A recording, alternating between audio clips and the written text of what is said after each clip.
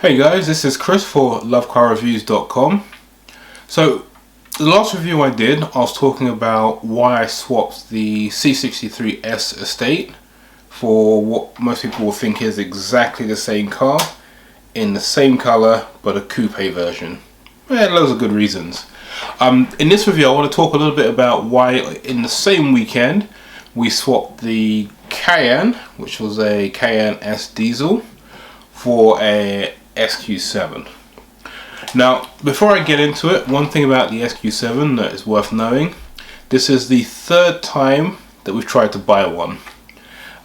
First time round we bought a really nice grey 67 plate, but the preparation from the garage, it was an Audi showroom as well, was appalling. So we sent it back after the second time we had to try and get it fixed. It had paint patches and blah blah. It was just pretty bad. So that didn't happen. Second time we bought a really nice black, again 67 plate, and that had some weird brake juddering issues that we had to send it back for. It took about 7 weeks. They still had the car, still hadn't fixed it. We had two courtesy cars, one Q7 3-litre diesel, one Q8.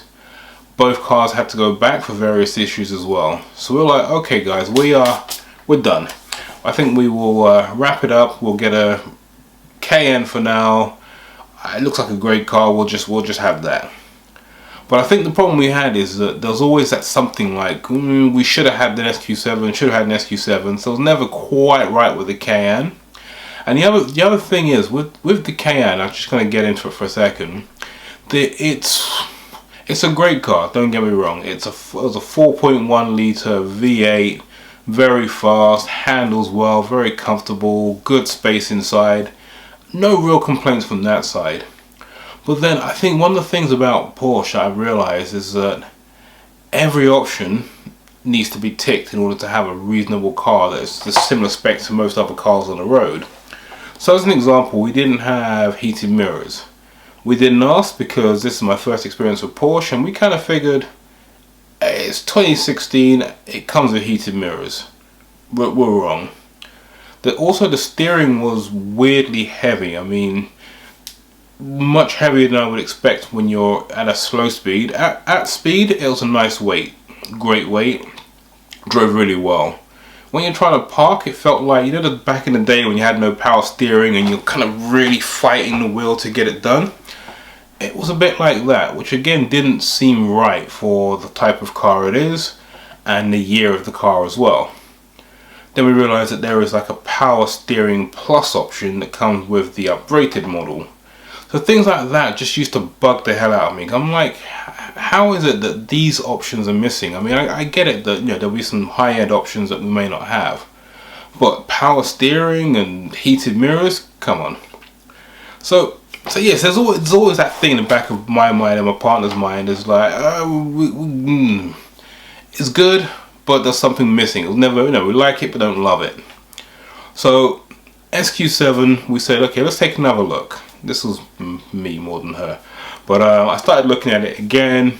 We found a few nice ones. We're like, you know what, look, if we get a good deal, and because obviously prices have gone up a bit in terms of resale values right now, but also buying as well, we said, hey, we get a good deal, let's swap it in. So obviously we got a good deal, and we went for it. And the reason we did, even though I had a couple of bad experiences, I'm like, okay, you know what, there's a whole bunch of things that I love about the SQ7. One is just the way it drives. So it's just a nice, smooth, comfortable drive. And for those of you who know, I mean, SQ7 has 435 horsepower, and it's a 4-litre V8 diesel.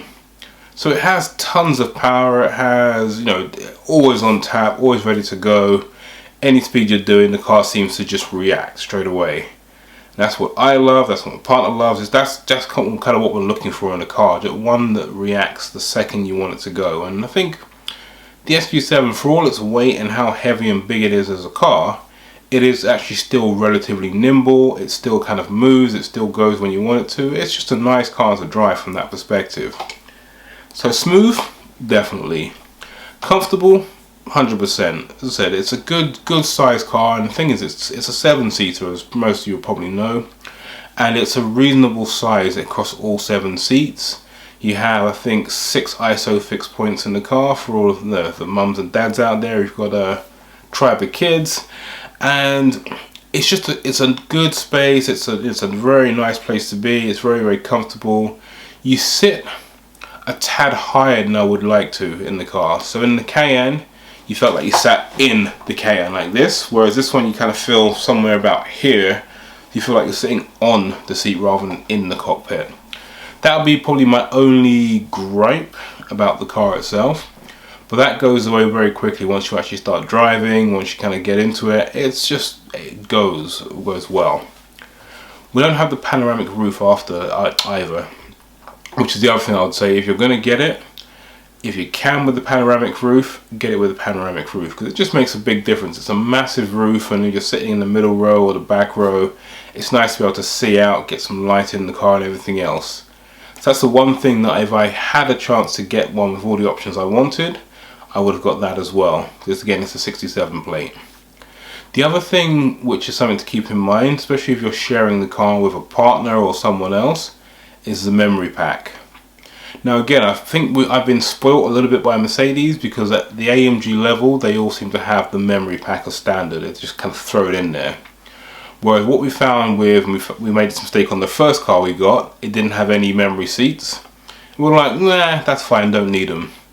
Until we actually realised that, okay, because we're sharing the car, it's just that annoying thing where you have to try and get back to where you were, that seating position that you had before, and you just can't. So I would suggest, if you are sharing the car, memory seats is, I would say, worth looking into. But the problem with the SQ7 is that not all of them seem to have the memory pack plus the Bose plus the sunroof, etc. It's either or.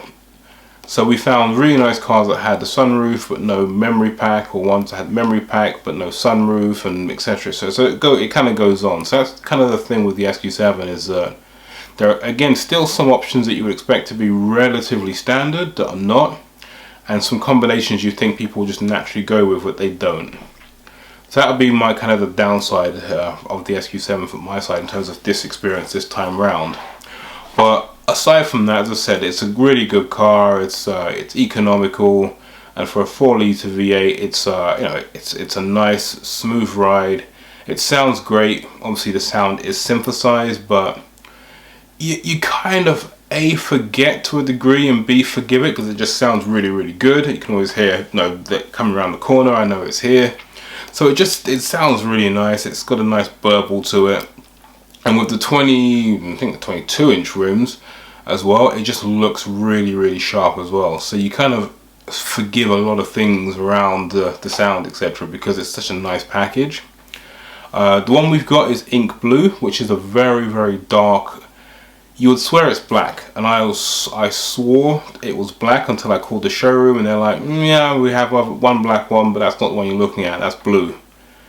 Yeah, we argued a little bit because it was black, but when you look at it in the right light, it is definitely blue. They were right, I was wrong.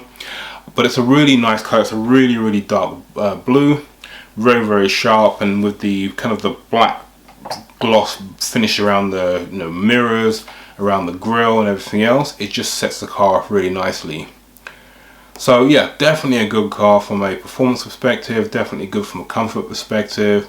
As I said, the 7 seats are usable. The middle row is 3 full seats compared to the Cayenne, which was kind of 2.5. Cayenne had tons of leg room, and that's the same thing with this one as well. You can slide the middle row backwards and forwards.